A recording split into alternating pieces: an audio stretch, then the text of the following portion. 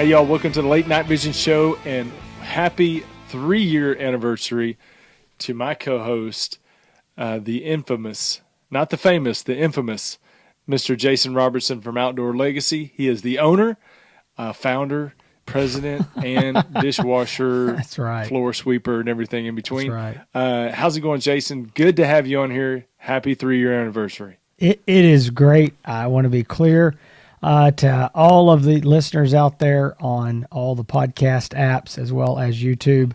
Hans is wishing the Late Night Vision Show a happy anniversary. There's nothing funny going on here. I don't want any rumors getting started. Him wishing me any weird anniversaries. But yes, so this is our 300, not 300.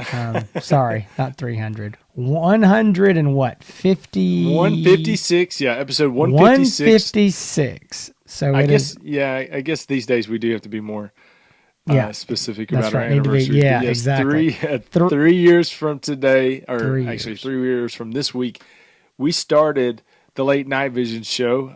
The end of I do remember the right before May, because beginning of May is my birthday, and so I mean, goodness, it's been a long road. It's happened very quickly. It seems like it's flown by, and we have put a lot of shows in the can. To say, in the business. And there's probably a lot of them that deserve to be in the can. There's probably some of our listeners from the beginning that I would like. I tell you what, this is completely off the cuff. I just thought about this. I know I've talked to a lot of people who have told me, hey, we found the show, or I found it, and I went back and I listened to every episode, which seems absurd to me. I've had guys say, I went back and listened to every one that, pertained to me or whatever, but I would like to know if you're watching this on YouTube and you started, watching or listening to this show in the very beginning, all the way back in whatever 3 years ago, whatever that year. What year was that? Was that 2018, 19? Well, it's said to have been 2018, right? 2018. Okay, if you started listening or watching then, and I don't care if you've missed episodes, but I mean you have basically been a fairly loyal listener or watcher since then. Make a comment in the YouTube comments. I'd like to know. I just think that's pretty cool if you've stuck around that long. Because trust me, I didn't want to stick around that long. So if you're still here, then that's saying something. But thank you very much to all the listeners and viewers.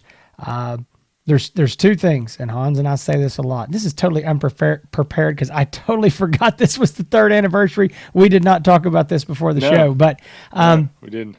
I tell you, it means a lot. All the views, the listens, the comments, the likes, and subscribes, and all that stuff. It means a lot to us. It keeps us, doing this every week, searching for content and topics and reviews and things to talk about. Your support is why we're still here. And honestly, at the end of the day, supporting Outdoor Legacy, supporting our business, it's outdoorlegacygear.com.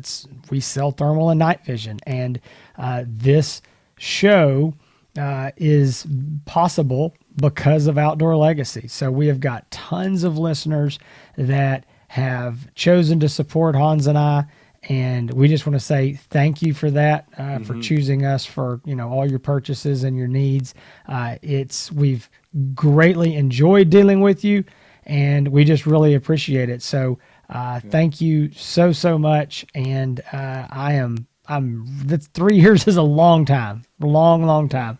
Thank you to Hans, because I can tell you I would not be here every week without him. And now that I accidentally assigned him the role and the title of executive producer, not knowing what that meant when I said that word, and he ran and got a nameplate made, and got like badges and business cards, and tried to get a raise. But now it's really good because I kind of force him to come up with show notes and get topics and get us prepared. So it's really been a good thing. So thank you to Hans.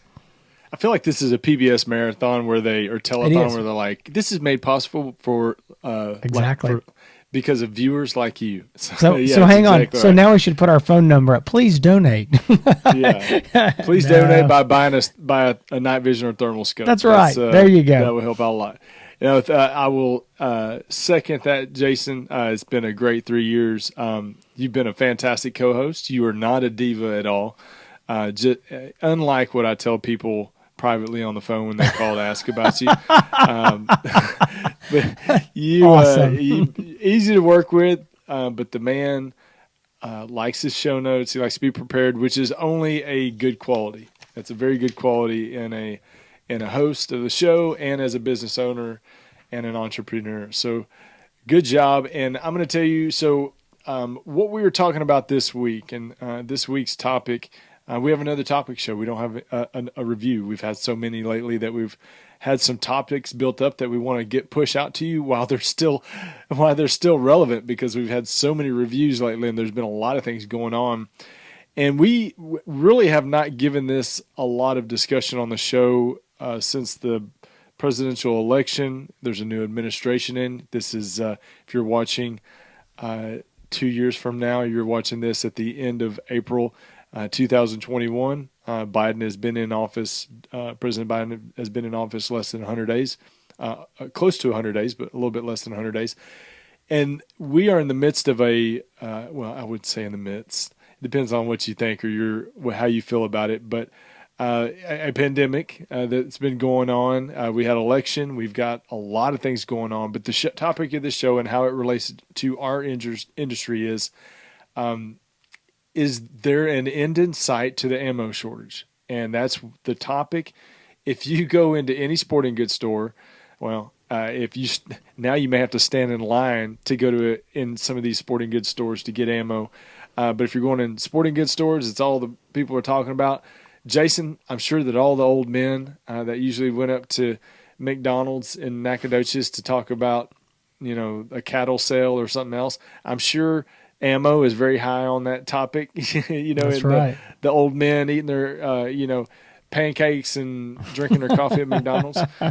Yeah. It's the talk of everything. That's what everybody wants to talk about. Ammo shortage. Why is it happening? When's it going to loosen up? And we're going to talk a lot about it.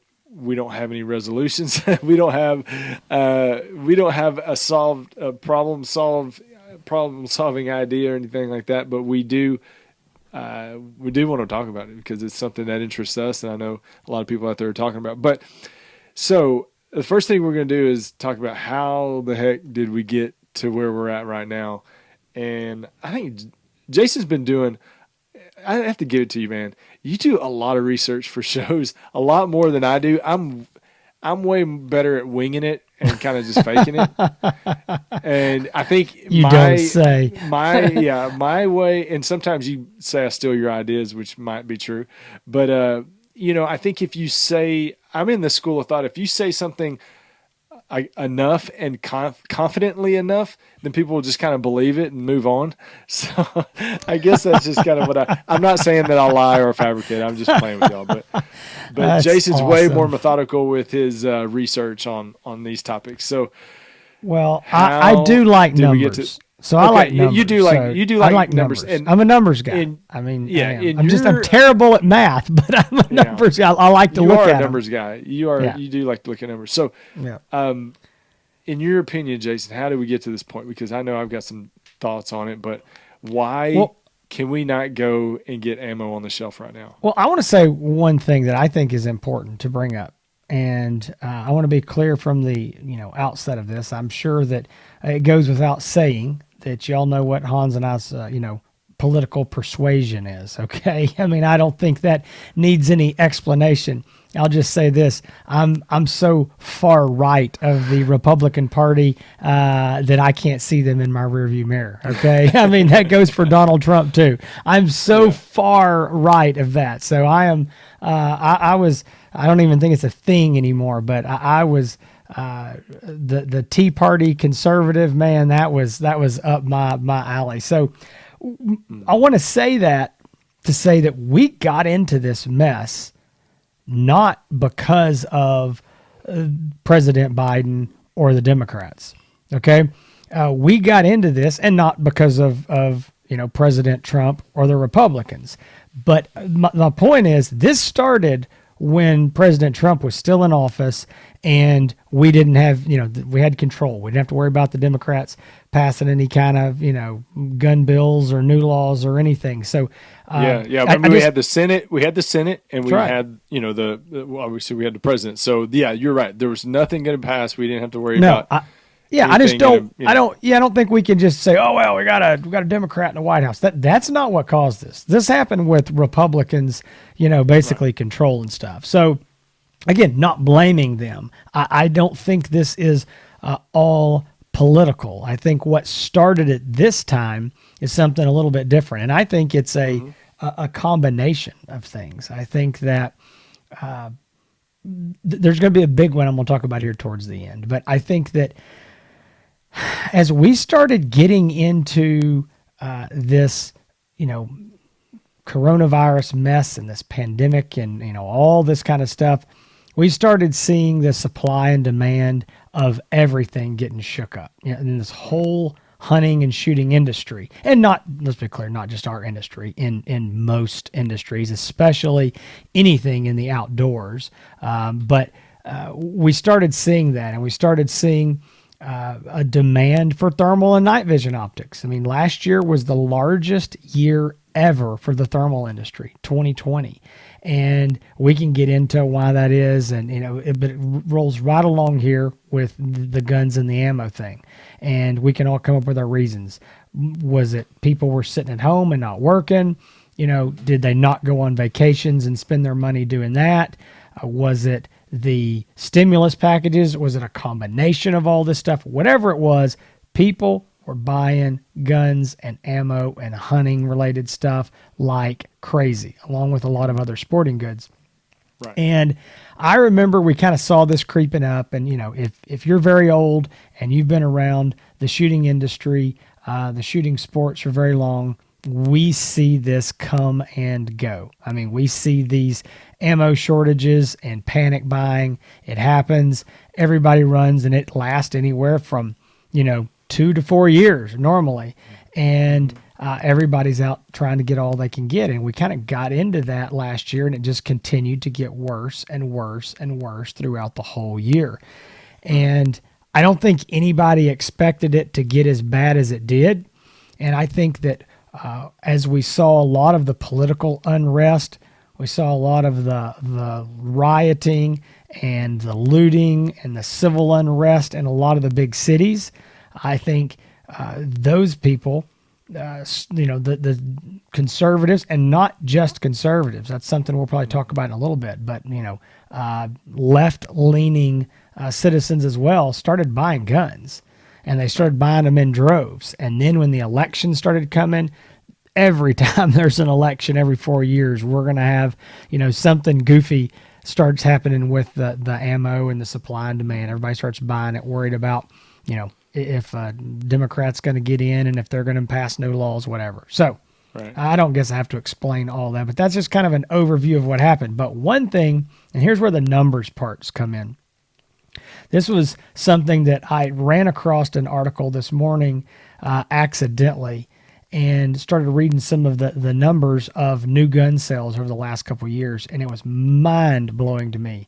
And I sent this over to Hans, and we think we both found it interesting, and it made me kind of dig in to some of the gun sale numbers over the last few years. And I want to just quickly go over these because I found this fascinating. So these are the numbers that are from the background checks, from the NICS system that the FBI uses when you call in and a dealer calls for a background check on any gun sale that they perform as a federally licensed firearms dealer. So listen to these numbers here just real quick. The week of March 15th to March 21st was the highest number of background check requests in a single week since 1998, and it was 1,218,000 1,218,000. It was it's the highest recorded number. 1,218,000. Again, background checks in a 1 week period. Right. All right. Right. So now I'm going to read you these numbers here, and I don't want to bore you with these, but I think you're going to see this trend, and it's pretty darn interesting. 119. So January 2019, there were 2.1 million background checks. In January of 2020, there were 2.7. Okay, 2.1 to 2.7. This January, 4.3 million. Gosh. 4.3 million. All right. So we moving along here. February of 2019, there was 2 million. February of 2020, there was 2.8 million. February of 21, 3.4 million. March of 2019, 2.6 million checks. March of 20, 3.7 million. 321 or March of 2021, 4.7 million. So 2.6, 3.7, 4.7. Yeah. That is crazy. And then I'll just give you the quick final numbers here of this breakdown. In 2019, there was a total of 28,369,000 background checks. 2020, there were 39,695,000. So that is an increase of 11 million.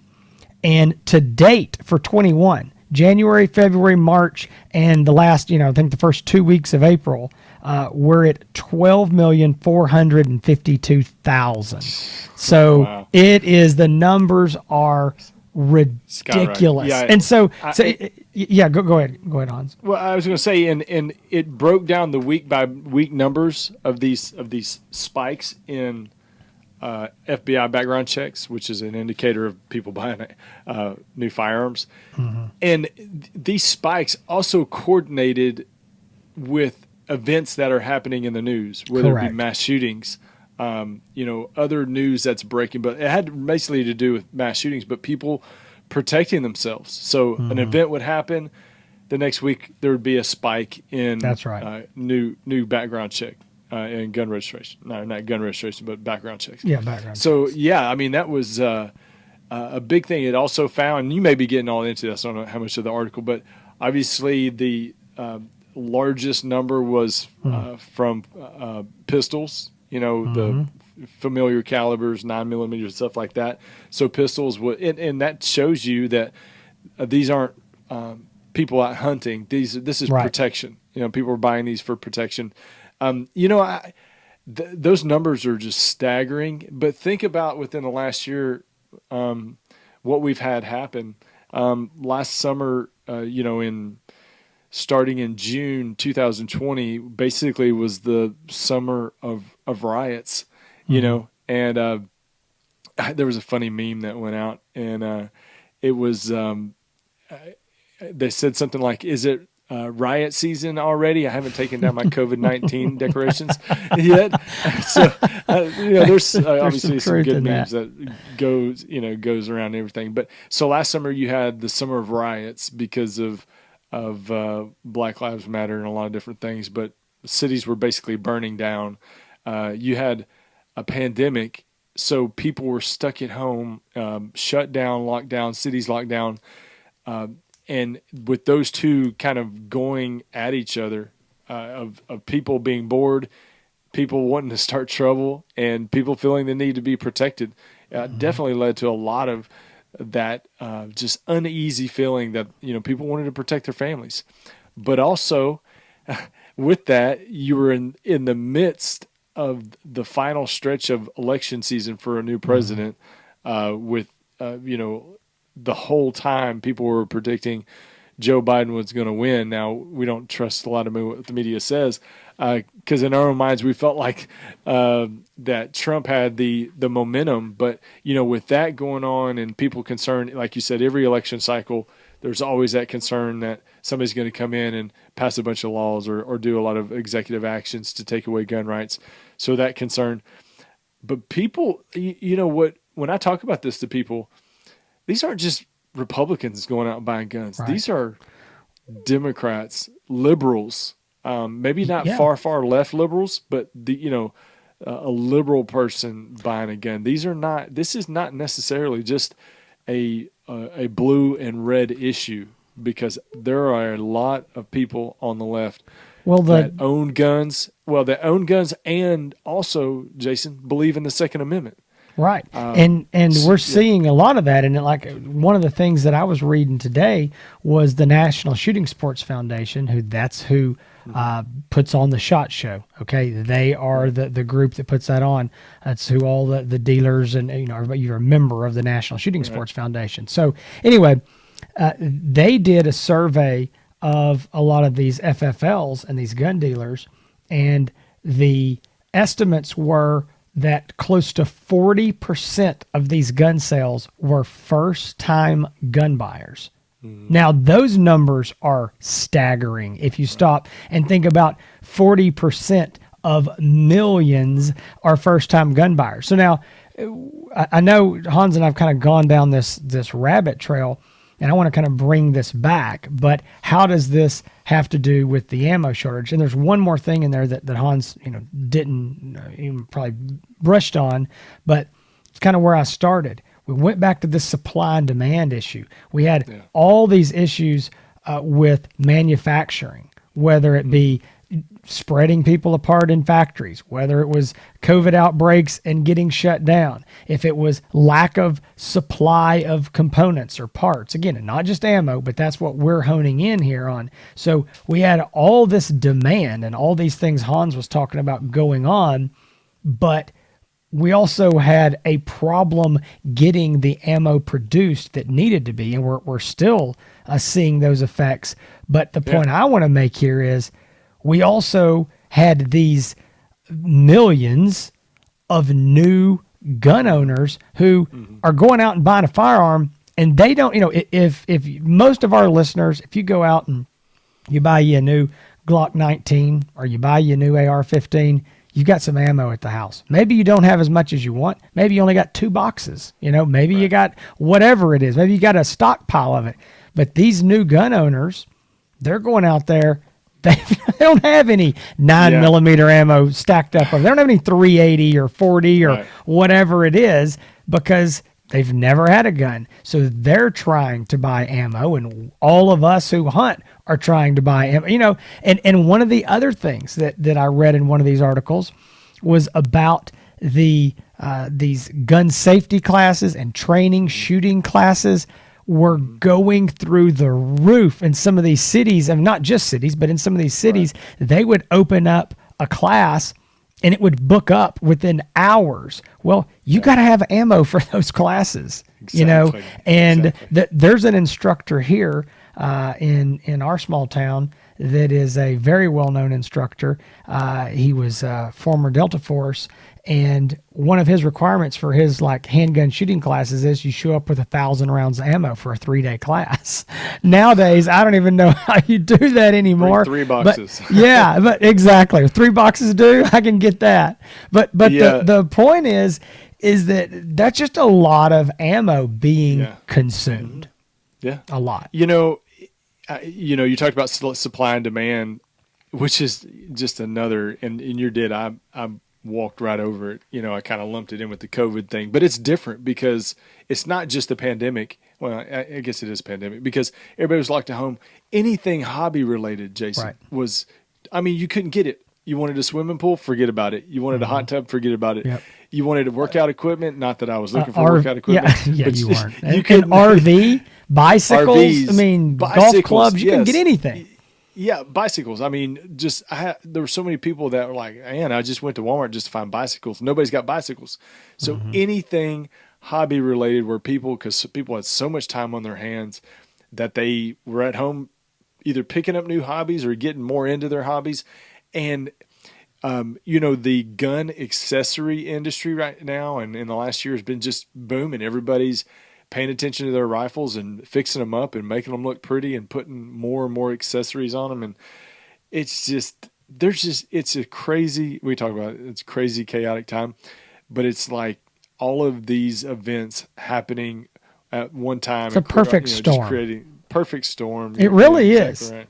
It It's is, and yeah, it was all these things. But now that we've moved into 2021, and President Biden is in office, the Democrats have this very very tight right.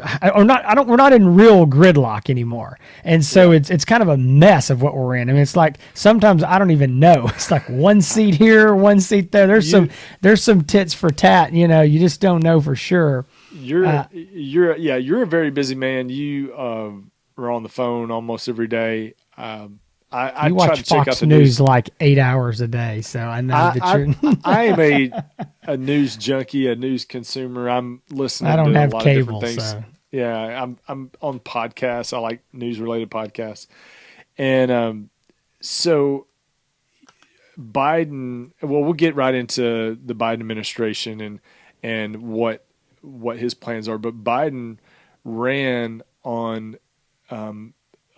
he ran on a platform as a moderate, basically, is how he sold himself to America. I'm a moderate. I'm going to go down as a president that is. He called himself "I'm going to be boring" because basically making fun of the last 4 years with Trump and right, that it was chaos and all that stuff. We know it was chaos because it was media created chaos. But Biden exactly. said, "I'm just going to be. I'm a moderate. I'm just like you, right down the center, and you have nothing to fear with me, folks." President Biden is anything but a moderate. This will go down as the most progressive administration in history. I mean, they have $10,000 worth of spend. I'm sorry, $10 trillion worth of spending packages that they're trying to rush through Congress before the next election cycle in 2022, when they probably more than likely are going to lose control of the House. And their basically highway to get legislation done easily is going to be gone. They're trying to talk about getting rid of the filibuster, which every Democrat was against 2 years ago, and Biden has always been against it. Now everybody on that side is in favor of it. They think it's a great idea to get rid of the filibuster, and we all know why. Is because it makes it a lot easier for them to pass what they want to do, all of their spending packages, and turn their executive actions into law. But yeah, like I said, Biden is going down as anything but a moderate. He is the most progressive president that we will have seen in our lifetime. I hope it doesn't get any more difficult than what we got now. But I want to talk about some of the actions that he's taken or proposed to take in the very short amount of time as it relates to guns. As you know, I hate it when they call these things mass shootings. No. It's an attempt to drum up more fear and anxiety into people, and that's the Democrat. We're going to get way political, but the I Democrats think you are, already have. yeah, and we're going to get banned by this. This is the end of the I, Late Night Vision I Show. was just Happy thinking to 3 year myself, anniversary. this is probably going to be the first show that we get banned We on get banned. YouTube. Yeah, we've said too much. Just don't start talking about COVID-19 and vaccines, and I think we'll clear all the red tape. But I think that the Democrats are the party of chaos, and why I say that is because chaos to them represents opportunities to get their agenda passed through or get their agenda done. It's the next crisis, the next chaotic event. We've got to come up with new laws to combat everything, and that's the way we're going to do it. Is everything has to be just invoking fear and racism and everything. Never let a good crisis go to waste. Go to waste. Yeah, that's a That's famous it. line from Barack Yeah. Obama. So they call these things mass shootings, and the definition of a mass shooting, I think, is if 4 or more people are shot in one event, and they call it a mass shooting. There are Right. some theories as to why that number is 4 and not smaller than 4, and I'll go ahead and repeat those. I don't know that these are true. It's alleged, but uh, the left does not want to count gang violence into that number as far as mass shootings. So that's why the number is 4, because typically gang-related violence shows up as fewer than 4 people being shot. And there are some racial reasons why they don't want to put gang violence in that number. I'm not going to go any further than that. So when there's been, I think, 2 or 3 mass shootings this year so far that they've talked about in the media, and they've really they've been tragic. No shooting is good to see. It all creates panic for a lot of people. There's a lot of concern. Right. I think it concerns you and I, Jason, with our families and our kids out and sure. protection. And sometimes how random these shootings are is the scariest part.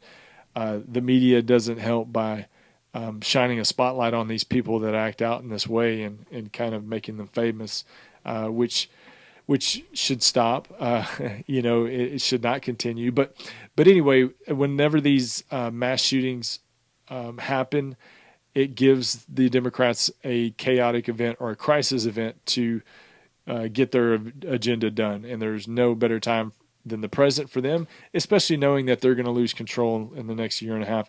So some of the executive actions that have been either signed by President Biden or promised to come down or looking at being sent down and put into law. The first one, something you and I've talked about quite a bit on previous shows, AR pistol braces. There was a big deal where during the Trump administration, the ATF kind of went rogue, and they started acting like they were going to ban pistol braces. And there were some good Republicans on our side that kind of pushed enough to get the ATF to back off of that. And I think they did like a 60 or 90 day cool off period where they weren't going to, enforce any law. President Biden said now that within the next 90 days, he wants the ATF to come up with a clear definition of what a pistol brace is. And in doing so, it gives them the ability to start regulating pistol braces versus short barrel rifles. You can kiss your pistol brace goodbye is basically what this is coming down to. I don't think I mean, is there any question? I mean, there's no way you're going to be able to keep your pistol brace, right? I mean, do you think you're going to? And the reason why this came up, I think there was a shooter recently that had a AR with a pistol brace on it. But that's not really the reason that it came up. Let's be clear. No, I mean, that's what they used to bring it up. I mean, it was already brought up last year, so this was just the excuse. It is an excuse. We all know what this is. Any attempt to make owning a gun more difficult is the plan, and at all costs. It doesn't. I mean, there is no method to the madness. There's sometimes no rhyme or reason. It's and these are just some of the regulations that are being proposed. Think about probably the hundreds that are being talked about on the other side that they are trying to pass through or get done or whatever. I mean, probably on a yearly basis that these gun advocates or people trying to get rid of guns are trying to do. But so AR pistol braces, we all know about that. We've talked about it. They're trying to get a clear definition to regulate that. President Biden has appointed a gentleman by the name of David Chipman to lead the ATF. Now, he does have to be confirmed by the Senate, and that has not, the hearings on that has not taken place. But David Chipman, Jason did some research. I did some social media research, which turned out to not be accurate. So don't listen to social media. He's a bad character, though. I mean, some of his confirmed quotes and things that he said, he's no friend of the gun owner. He is a lifelong law enforcement officer, highly decorated, as they say, and he would knock on your door and take your guns if he could. I don't care what they say about him. I mean, he's got some quotes.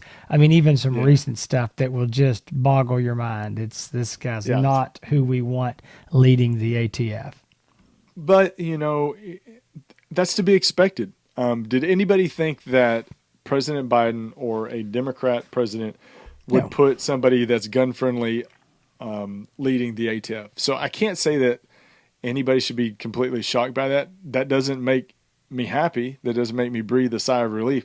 It doesn't even make me feel like that they're putting somebody there that's going to try to work with the gun community or be fair to the gun community. No. But at the end of the day, we kind of expected it. The thing I think that really has come out recently, I don't think that this was mentioned by President Biden, but this was mentioned by a group of senators or representatives, I can't remember which, but they are putting together a bill. It's called the HERE Act, and it is they're trying to ban suppressors. That really kind of threw me off. That came out of left field because I don't know if really anybody in politics, Jason, has been talking about that at all, and then to see that come up on the news and hear people in Congress, saying why and giving the reasons why, suppressors need to be banned.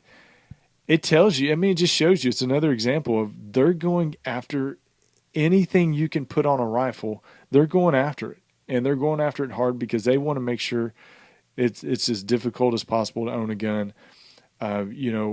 Suppressors, Well, they don't know anything about them. I saw the quote from one of the whichever it was. I don't know if it was a representative, whichever one of the men that it was. Yeah, it was James Clyburn. I think was the one. I think he's from South Carolina. I can't remember. One of them who did it. I saw a quote, and he said that suppressors were designed to allow or not allow people to hear the gunfire, to not run, to not hide, to not call the police, to not do whatever. And what I'm thinking is that they've watched too many James Bond movies, and they haven't been hunting with me because I still wear hearing protection when I'm on the bench with a suppressor. Now I don't when I'm in the field, but if he thinks it's so quiet that he won't know to call the police or to run and duck and hide, then maybe he needs to come stand beside me and let me do a mag dump with my suppressor and, a 6.5 Grendel or even a 300 blackout, and just see if his ears are ringing,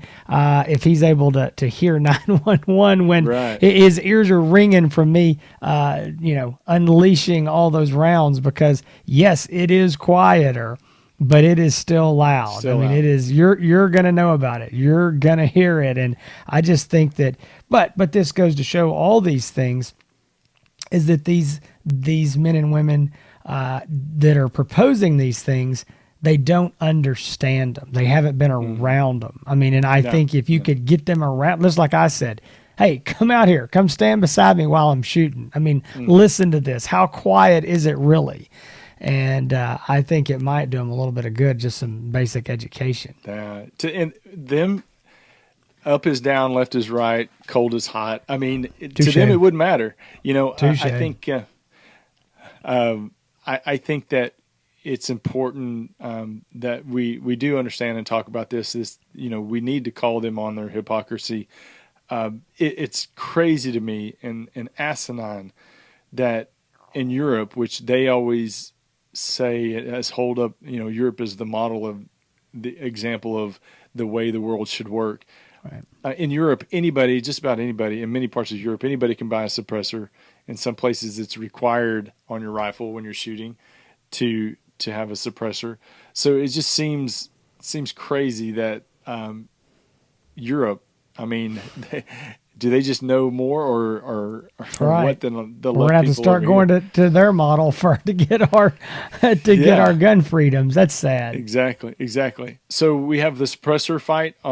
That's I don't know if that's going to get any traction. There is a bill though that has been put up. It will pass through the House. There's no doubt. Everything's passing through the House like crazy. Another one we all know, what they call high capacity magazines. That is something that's been stuck in their crawl for I guess since when Magpul first came on the market. I don't know, but it has been stuck in their crawl and they can't get it out as far as high capacity magazines. You know, it just scares them to death. And the other one, yeah, there might be more, but I think the most one of the most important things, and I tried to pick out the more important things, was they're trying to stop the importation of firearms, firearms accessories, and ammo. So nothing imported in overseas that's firearm related, and that's a big deal. I mean, there's a lot of stuff that comes in from overseas. Think about all the people that are shooting 7.62 by 39 rifles right now because that ammo is so cheap, but all of it's coming over from overseas right now. So I mean it'd be a huge impact on a big segment of the gun owners and people who like to shoot. So those are I think all the things you just named are now that we have the Democrats in, these are the things that are now pushing this ammo shortage and this frenzy. And I know that I talk to guys all day every day, and this topic comes up a lot of times in our discussions. And I don't think most people think this, but I do hear sometimes, especially I sit on social media, well, it's just the ammo hoarders. Well, it's just the guys that are going down there and hoarding this ammo, and if they would quit buying all the ammo, there'd be ammo to be had.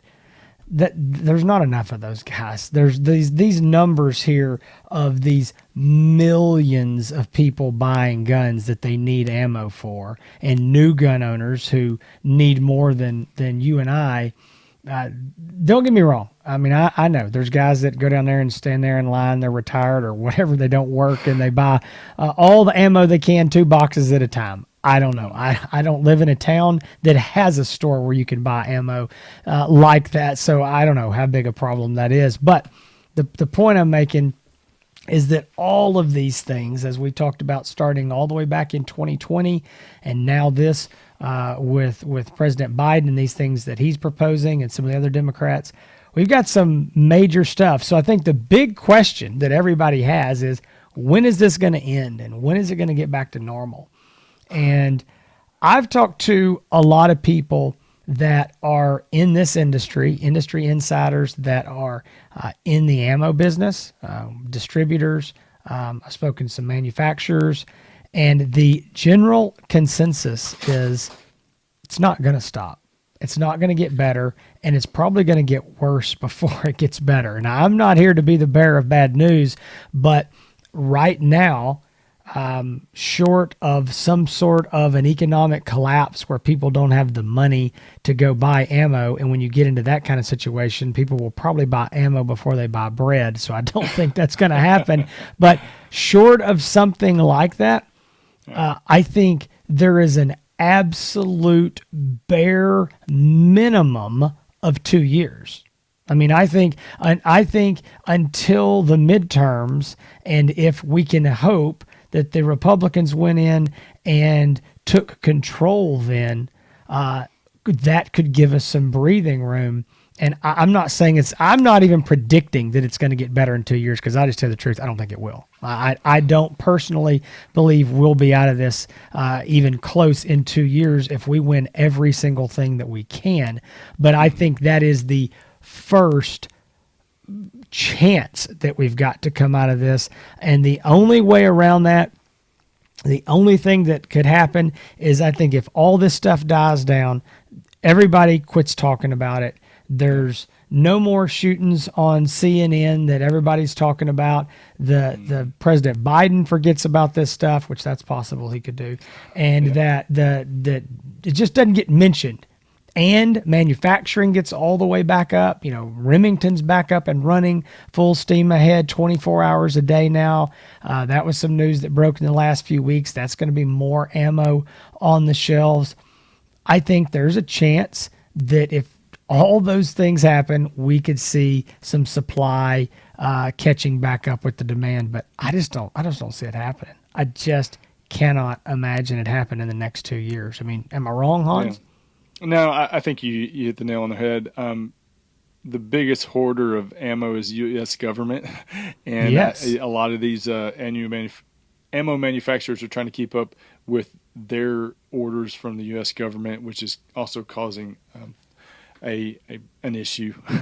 One of my Yeah. favorite ammo manufacturers has been down for a long time, and it's because of that. It turns out. So, Yeah. I've talked to two ammo manufacturers in the last month who are smaller but have a name brand that if we said it, you'd probably know who they were. And both of them are dealing with big government contracts. And we're talking to the tunes of millions upon hundreds of millions of rounds. And those contracts are very, very lucrative. right. And so we're having to compete, Joe Consumer, with those. And, you can't blame a business that, can make a whole lot of money selling every one of their, pieces of ammo, putting it in a box, putting it on a pallet, and going to the same place. So Yeah. that's the competition right now as well, is competing with the government. Government. Well, so folks, we promised we wouldn't have an answer. I think to win this, to the silver bullet that's going to cause you to be able to find more ammo. But hopefully you've heard something new. Maybe you did. Maybe you didn't. Yeah, but and I want to. it makes us feel better talking That's about this right. kind of We can stuff. talk about it. We feel better. Well, I'm going to close on this, and this is something that I'm getting this question daily. I had 3 guys today ask me about it that were buying scopes from us, and it's the topic of, hey, what new caliber should I buy? What rifle should I buy for hog hunting or coyote hunting or whatever? And I mean, I can't help but laugh. The idea of buying a new caliber right now to me just seems absurd. But here's my comment to you or to anyone else who's considering it. Go find the ammo that you're able to buy for whatever calibers and choose one of those calibers. And you go, well, I can't find any ammo. Then I don't know what to tell you. But I would personally not buy a new caliber unless I already had 1,000 rounds sitting on the shelf of it. I mean, if I couldn't source that ammo first, I'm talking about for hunting. I'm not talking about I'm just going to buy it and I'm going to go deer hunting. I'm going to shoot a few rounds a year, that kind of thing. I'm going to put it in the safe and pull it back out for 30 or 60 days. Well, that's different, but you're talking about hog hunting, coyote hunting, where you're actually out actively using it and burning through ammo and, again, practicing and target shooting. I would not buy a caliber that you don't already have the ammo pot for, because in these same conversations, I've got guys that go, hey, man, I heard you and Hans talk about these 6.5 Grindles. Man, y'all have gone on and on about them. I bought a 6.5 Grindle, and I do not have one box of ammo. And y'all said you like this Hornady ammo, and I saw it come up, but it was $4 a round. And I'm like, I hope you didn't buy it, And so the point is, it's a big topic, and I'm not saying don't buy guns, okay? I'm not at all, but I'm saying you need to be considering where and how you're going to get the ammo first. So that's my 2 cents on that. Which caliber to buy? The caliber you can get ammo. Yeah, exactly right. Well, so folks, we appreciate y'all being with us today. I'm gonna switch things up, Jason. I'm gonna do the pre-close. You're probably wondering what I'm doing. we're gonna flip the script here. We appreciate y'all watching episode 156 of the Late Night Vision Show.